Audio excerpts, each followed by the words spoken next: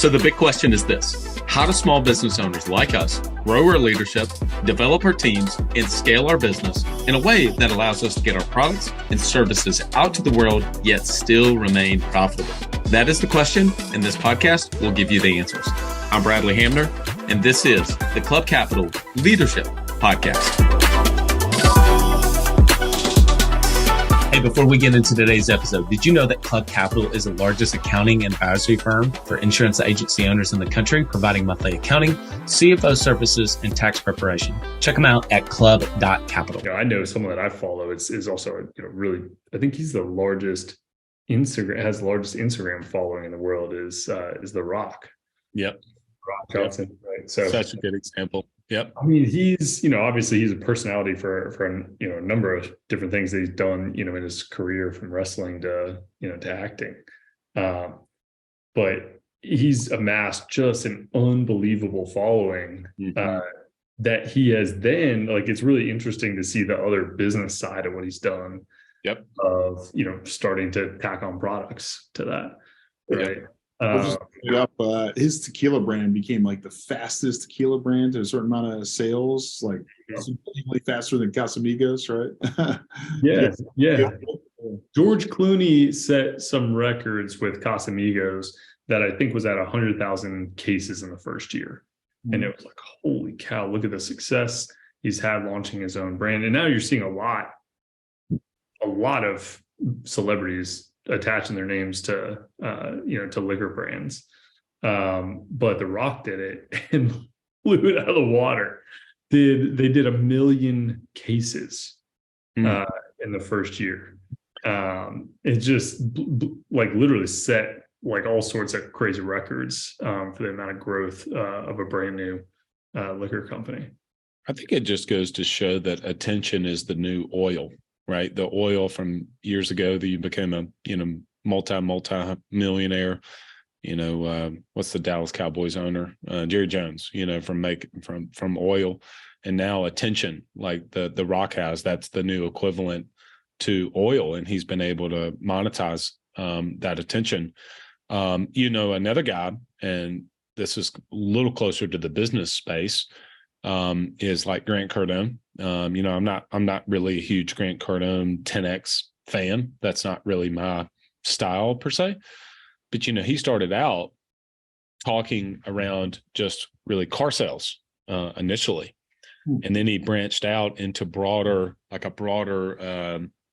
bigger mass market around just sales, and then it was real estate, and then it's just kind of become this bigger thing.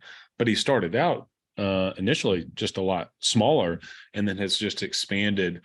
I think there's a lot of examples, with that. I'm going to ask you guys, Micah, you may not, David, you might, given the age of your kids. So another group on YouTube, you guys know Dude Perfect? You guys know Dude Perfect? No. Oh my goodness. What in the world? This is crazy. I right now, I'm a Blippi guy. Oh my goodness. Dude Perfect is. What's the other one? They're number 25. They have 59 million YouTube subscribers, at least by this thing. They probably have more if we looked it up on YouTube. I'm actually going to pull it up. Okay. So for people listening to this podcast. Like Miss Rachel? Huh? You may know this one too. I just heard about this one, Miss Rachel. Oh yeah. Miss Rachel and Blippi are what happened in my household right now. Okay. Yeah. I get that. Yeah. I was a naysayer on Blippi. I was like, this is just a guy. It seems like he's a guy with an iPhone, that somebody's, filming him, and oh, come on, what are you doing? You're acting a fool. Come on, stop talking like that. Stop dancing around. And then I saw, the revenue. I looked him up and I saw the revenue he was pulling in, and he's making $2 million a month off of these videos. Yeah. Okay. So those are huge, but let me go to one a little bit smaller, but although it's not small, but comparatively. So for those of you that didn't, when we first jumped on, we were having another conversation talking about, things that we're doing, and I happened to throw out, have you guys heard of Mr. Beast? And they didn't know. They didn't know Mr. Beast, like 160 million subscribers, and they'd never heard about him, which like blew my mind on that. I'm totally going to do a solo episode about, it's going to be called Mr. Beast. Okay. David, I just Googled him. I saw like Tom Brady's throwing a football at a drone on a $300 million yacht. So yes, exactly. Exactly. That's what I'm saying. I'm like, what in the world? Anyway, his name is Jimmy, actually. But the only way to do it is to automate it. Yeah, he's got a crazy story. So, okay. So here's another one. Look this one up while I'm talking to you about this one. It's so much smaller, but similar somewhat impact. And this one's more personal for my son, Cooper. And it's MLW Wiffle Ball. MLW Wiffle Ball. So they got 416,000 subscribers. And my son's 12, about to be 13. They have modeled their wiffle ball leagues off of this league. Okay. So it is absolute cannot miss TV for Cooper and all of his buddies to watch when MLW drops one of their wiffle ball games. They're in the middle of the season right now. And so at 6:45 tonight, Cooper has a wiffle ball game that I'm going to be going to. And they have got, listen, they've got jerseys. They've got a website. Okay. I won't put it on the podcast, but they've got a website for their little league in Jones Valley. And they're just doing it based off of this right here. Well, guess what? What have these guys done a really good job of? They have branded merchandise. So if you have an MLW, strike zone, or you have MLW swag or gear, like that's the end stuff. And then they're even doing in-person experiences. So these guys are taking their leagues that they've had for 15 years. And that actually is the last point I wanted to make, and then I'll get y'all's feedback on this. It's easy to look at this and go, what in the world? Like 3 days ago, they just dropped a game, the Cobras versus the Gators, that has 104,000 views in 3 days on a wiffle ball. But here's what's key. I think they've been doing this for like 10 years. Yeah. Okay. This has not been like 2 years and then they got all these subscribers. This is not like an Andrew Tate type thing where he goes on to a platform and like, oh gosh, we're not going to talk about Andrew Tate on here. But like my point is like wherever he goes, like people follow, whether you hate the guy or like the guy. But they've been doing this for a long period of time. And I think that is one of the business lessons, is because you look at this and go, well, heck, I want 416,000 subscribers on YouTube. Yeah, but how many videos and how many years have they been filming this stuff to get to that point? Does that make sense, Micah? Mm-hmm. Riley, I always hear that, and I totally get it, right? But I guess how do you determine at what point are you just going to be that guy that has like 10 people showing up to your YouTube show 15 years from now and it never catches, right? Or is it like, which ones take off and which ones don't, right? So I get the consistency part. It's always interesting to see like which ones actually do catch and which ones don't. Right? I think it's got to be, I was talking about our team this morning. It's Monday when we're recording this, but how do we make the content better for our listening audience? I mean, whether it's this episode, our Monday interviews, our Fridays, to me, that's what it ultimately comes down to, is that there's the aspect of consistency, although I wouldn't dismiss that. Well, number one, like just doing something over a long period of time. A lot of people, okay, here's the idea around that, David, is I think that if you take a salesperson that comes and works for you, and they do 1,000 quotes, like 1,000 sales calls, they can't help but not be better on the 1,000th one than they were at the first one. Does that make sense? Is that fair? Mm-hmm. So I think that the person who shows up, unless they just are completely oblivious and don't want to at all try to get better, mm-hmm. I hope that I'm better on these podcasts now than I was 3.5 years ago. I hope so. And I hope I should be better 3 years from now than I am today. So that's my thoughts around that. Gotcha. There's kind of some like consistent improvement that you get from showing up, right? Just doing it. I mean, just doing it over, 1,000 opens, 1,000 sales calls, you're just going to be, it's hard. it becomes unreasonable for somebody not to get better. I mean, Yeah, I used to. I think it's also about embracing like new processes, new ways of doing it. Like you can't be, That's the true. exact same, cold caller, just doing the exact same cold calls and cold call script for 10 years, right? For sure. Yep. Like, yeah, you're probably going to have some results, but it's probably not going to like hockey stick at some point, right? Yep. Like, are you adapting with the times, right? Are you coming up with new processes? Are you now embracing, email or different CRM platforms that help you stay on task, send sequences out so that you can do more with less, right? You can get actually more done in the same amount of time. Or, I think with this, I'm just reading up on this Little League or the wiffle ball series now. I mean, they're embracing all sorts of the new technology too, and they're actually larger on TikTok than they are on YouTube, right? So, interesting that, they're starting to use some of the, the what's in, right? The new, they're not just like, hey, we started this on YouTube and that's it, right? They're starting to look at what's going on. Where do I adapt? How can I like grow our market over time? Ambition is the first step towards success. It's time to level up your agency. And Coach P Consulting will help you do just that by using the same strategies he used to sell over 700 life insurance policies in 2021 alone. Now, this is not your regular one and done type coaching. You'll get personalized coaching 2 days a week, every week of the month, and you'll get a live look behind the scenes of his team training and an office that's performing at the highest level. There's a reason Coach P Consulting is the fastest growing coaching company for insurance agency owners in the country. Coach P will train your team alongside his own and show you the exact steps they're taking to achieve Chairman Circle, exotic travel, and multi-line presence club, and be one of the few agents to be selected to have a third office. So whether your goal is to be at the top of your local market or amongst the best in the country, this training will give you the strategies and the tactics to get there. For just $250 a month, you'll get high-level coaching each week from someone who is already getting it done at that level, and his strategies work, and it's time to put them to work for you. Sign up at coachpconsulting.com and get your first full month for free when you mention the Club Capital Leadership Podcast.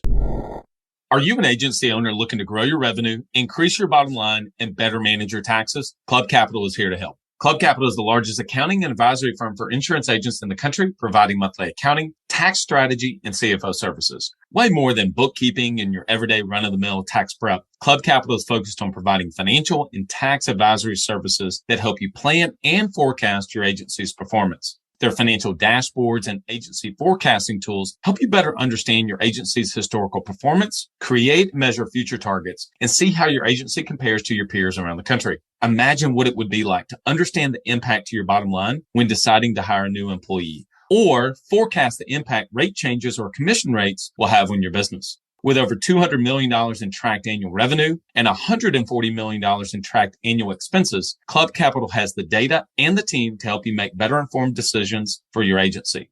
They will help you turn that back office stress into the backbone of your agency's success by giving you the tools to take your agency and your leadership to the next level. Visit club.capital today to book a solution overview with one of our business consultants. Club Capital, way more than a CPA firm. We can go down this rabbit hole. Bradley, I think you brought it up, like all the American presidents using a whole new media. Oh, yeah. Yep. I was listening to something else this weekend about all the new like CEOs are too. Like, you got this whole NVIDIA thing where they hit $1 trillion market cap. Apparently the CEO, he only wears a leather jacket. He's only been seen like once without a leather jacket on, whole side conversation, right?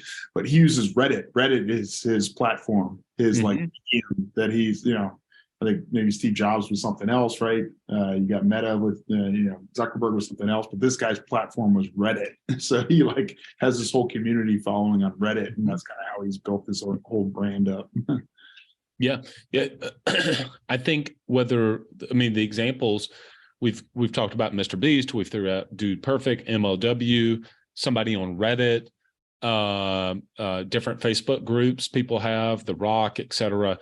I think at the end of the day, what you end up finding is basically communities. I think it's just people who then follow certain people, and hopefully people are following us because we want to be able to provide, make business information accessible to people that follow us and Club Capital, and be able to help serve and build better business owners, along the way. I mean, that's personally what I'm the most interested in. David, we were having a discussion before that. Like, I just love all things business. I could talk about business literally all day, because pretty much I do. And that's what I really enjoy. And I think, Micah, you're the exact same way. And so, like, you end up curating. What was the thing my neighbor said the other day? He was like, "Oh, what did you do today?" or something like that. It was just a kind of casual conversation. She's like, "Oh, we did this pottery thing." I was like, "Oh, that's great. I'd love to maybe take my daughter to do that, because she loves arts and crafts stuff." And he was like, "Yeah, next week is National Pottery Week." And I said, "Oh, really? Is that like a big thing?" And he was like, "Oh, it's huge." And I'm thinking, what? I have no idea. What are you talking about? And it's just like with people who are listening to this around the wiffle ball, they have like no idea. Well, I didn't either until Cooper a couple of years ago really got into this wiffle ball thing. And it's like, oh, now it's kind of a no-brainer. Or, Mr. Beast. Do you guys know who Mr. Beast was? It's like, no, I don't have no idea. It's like, oh, half the world does, but that's okay. You guys don't. It's just like, we live under a rock apparently, but yeah, exactly. No pun intended on the rock, Yeah. So well, Michael, what do you think are like the one or two business lessons from this? Well, I think community is strong, right? So, and it's something that we're trying to do, I think a better and better job at Club Capital. We're, I think some people have done a really good job kind of going along the path of community to monetization, right? Of trying to figure out a way of like, I've got great content now. How do I actually make money with content that I have, yep. Right? Where, for different reasons, right? We're trying to actually go the other way and actually put a little bit more community around all of the products and services that we have to make it even stronger. Mm-hmm. But community just in and of itself within a brand is just incredibly strong, and the businesses that have a really great community around them, tend to be I think able to grow at different paces, have more loyal customer bases that will just listen and grow with you as you continue to build out your products over time. I totally agree with that. I think that I know that there are aspects to where, I mean, some people listen to this, like, I'm not super political, one way or the other. I just don't talk about it on the podcast, because I'm not personally that into it. I think that there are times where people kind of get in these, what I've heard people call echo chambers. And that's the negative way to kind of look at it, is like, all you hear is like left-wing stuff, or all you hear is right-wing stuff, or all you hear is whatever. Does that make sense? But then there's the other side of that same coin that is very healthy. Oh, these are my people. They're really actually trying to get better as a business owner. Like, they're talking about things. They're sharing templates. They're sharing best practices. They're sharing these kind of things. Like, they love to geek out about this type of thing. Well, some people relate to that and some people don't. And that's totally fine. Like, I love to play golf. Well, I'm not just a casual golfer that's going to go buy my golf clubs at, a Dick's Sporting Goods. I will go and geek out on a certain driver shaft. Well, somebody else that casually plays golf would have no understanding. Why would I spend $1,000 on this driver shaft? That makes no sense in the world, right? It's like, well, it's important to me. I know, like, you guys are big soccer fans. I just don't know soccer, like, whatever. And so, like, the other day I saw this kid playing wiffle ball, and he did like Ronaldo's celebration thing or something like that. And I didn't know what that was. And so this kid said, oh, he just did, Ronaldo or something like that. And I was like, what is that? And so they were like, oh, you don't know what that is? And so they showed me. I was like, okay, I didn't know. Well, to a soccer person who really knows that, you guys would know, right? And be like, you just don't get it. You're right. I don't get it. That's exactly right. And that's okay. Does that make sense, David? Yeah. Did we talk about this last time, that like the you mentioned the political like echo chamber. I feel like this is happening with all these groups. Like, you mentioned golf. So I started trying to get better at golf, right? And then all of a sudden all the social media companies know I'm a golfer, right? And Exactly. right. So I'm like, man, this is like really escalating this hobby because all I see 24/7 now is stuff on this hobby, right? So. Exactly. They do. That's exactly right. That's exactly right. They're listening right now. All of our whole algorithm is going to be all messed up on all of our social media because it's like, what do we target them? They're talking about so many different things. Anyway, acceleration of the hobby. You almost have to like catch yourself. You're like, man, I meant to get into this, but now I'm like really getting into this. Is it because of this? I think there's huge value in community. I've said it on the podcast a bunch. Get in the rooms, whether they're virtual or in person, and have a seat at the table of the people that are doing the things that you want to do. That's it, for sure. All right, guys, enjoyed it. Good podcast. Awesome. Thanks, Bradley. All right. Later, Bradley. So the big question is this: how do small business owners like us grow our leadership, develop our teams, and scale our business in a way that allows us to get our products and services out to the world, yet still remain profitable? That is the question, and this podcast will give you the answers. I'm Bradley Hamner, and this is the Club Capital Leadership Podcast. Hey, before we get into today's episode, did you know that Club Capital is the largest accounting and advisory firm for insurance agency owners in the country, providing monthly accounting, CFO services, and tax preparation? Check them out at club.capital.